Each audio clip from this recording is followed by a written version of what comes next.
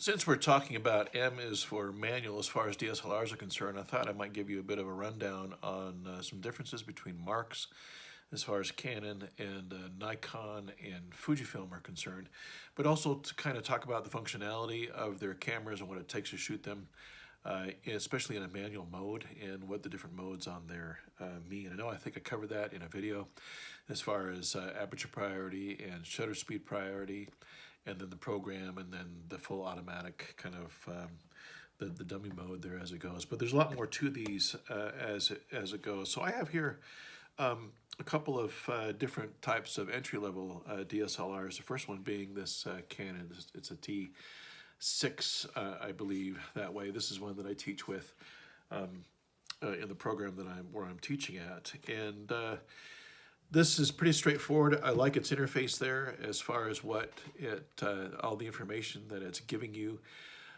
in terms of your shutter speed and your ISO and your aperture. But how to change those is a little bit tricky on the Canon. The default change is right here. If you see that, and if you see those two little lightning bolts that are around that, that means that that's what's changeable right now with that index finger wheel. So as I move that back and forth, you can see the shutter speed change. If I want to go through and change the aperture, then I need to press this button here while I go through and move that wheel. And so now you can see that switch over at that point. And then when it's there, then I can go through and change the aperture for me to go through and pull the exposure that I need to get. As far as ISO is concerned, there's an ISO button right here, and if I press ISO, it comes up with all of the different ISO settings for me to use. So a couple of combinations as far as buttons are concerned on this. This isn't a bad camera. You can get into this for about 320 bucks with a kit lens. This is I think it's an 18 to 55 millimeter zoom that's on there. So if you like Canon, this is a good way to go. If you like Nikon, their direct competitor to that, this is the D3400, and this is a bit outdated at this point. This comes with also has a kit lens.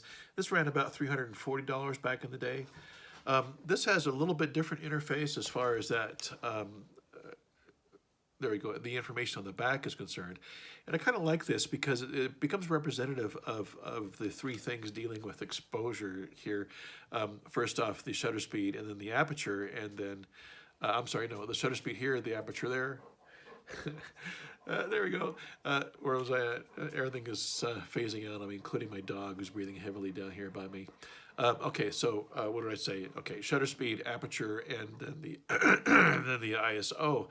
Notice on the aperture that when I change it, and for this one, it actually has a thumb wheel here, right there, and then there is a button on top here marked with the value of a plus minus. So if I go through and press that down and hit my thumb wheel at the same time, then I can change the aperture itself. I don't think you can see that very well. But what I really like about that is the aperture on the graphic actually widens or closes down according to the aperture that you're setting there, okay? If you want to set the ISO, you have to press a button over here on the side and then use the thumb wheel to change the ISO. And then the default setting is always to shutter speed on this. Both of these cameras are kind of like a shutter priority that way. And what's shutter priority? I'm hoping you remember in the modes here as we go through those. This one's in manual. It's been a long day. This says aperture priority, shutter priority, and then program gets into that. Canon setup is very similar to that as well. Again, this is a camera that I teach with. A lot of the controls are multiple use. You have to press a button and then spin a wheel to go through and do what you do. And that's the number one reason why I quit shooting Nikon. From Nikon, I went into Canon. I shot Canon professionally for about a decade, and then from there I went into Fujifilm. This is my Fujifilm. It's an old camera. This is the XT1. But what sets this apart, and the reason why one of the many reasons why I really like what I'm shooting here, is because, as you can see, all the controls are old school.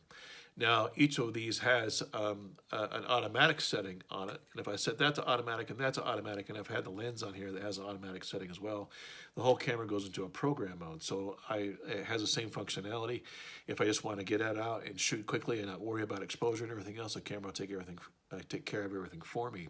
But if I want to change anything, if I want to go aperture priority, or if I want to go shutter speed priority, or change my ISO, it's all right there.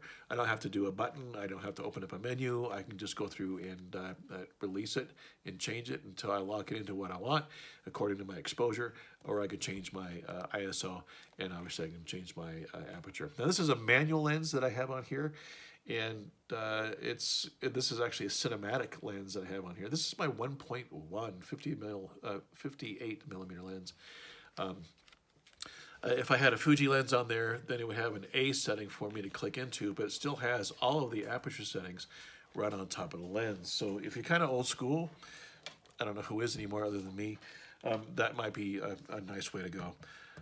So for what it's worth, in shooting M for manual, that might give you some insight as to how to operate different cameras if you're using the Canon Rebel T6. It's a combination of buttons when you're working within that manual mode. If you're using the Nikon D3500, it's the same kind of combination, but it's set up a little bit differently, okay? Hope this helps you out. Looking forward to seeing what you've got turned in for your assignment as far as depth of field and exposure is concerned, all right? Okay, talk to you later.